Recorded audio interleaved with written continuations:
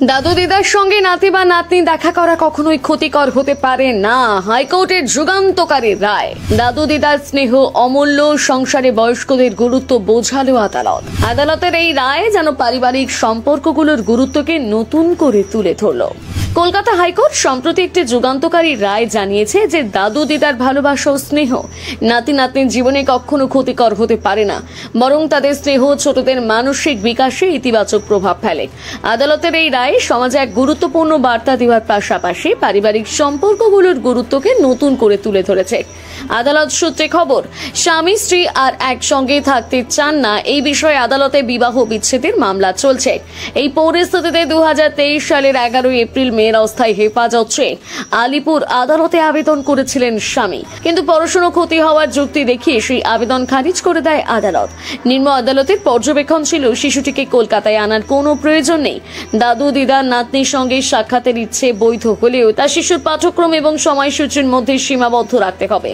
এরপর মামলা গড়ায় কলকাতা হাইকোর্টে।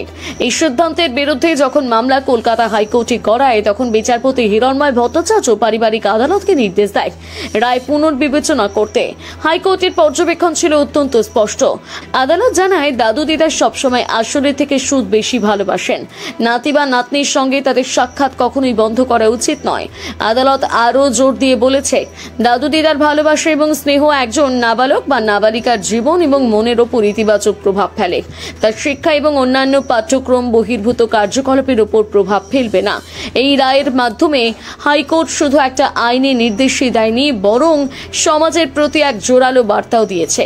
পারিবারিক বন্ধন, বিশেষ করে দাদু দিদার সঙ্গে নাতি নাতনির সম্পর্কের কোনো পার্থিব যুক্তিতে বিচার করা যায় না। তাদের ভালোবাসা শর্তহীন এবং এর প্রভাব শুধু প্রসারী, যা শিশুদের সোনালী ভবিষ্যৎ গঠনে সহায়ক।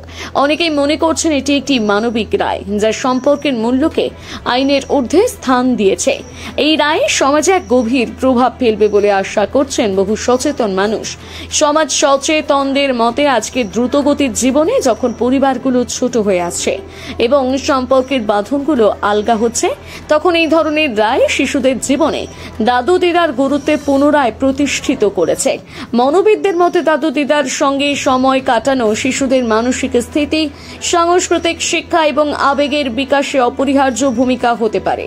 তাদের অফুরন্ত ভালোবাসা, অভিজ্ঞতা আর গল্পগুলো শিশুদের জীবনে এক অমূল্য সম্পদ, যা স্কুলের পাঠ্যক্রমের বাইরে তাদের জীবনকে সমৃদ্ধ করে তোলে।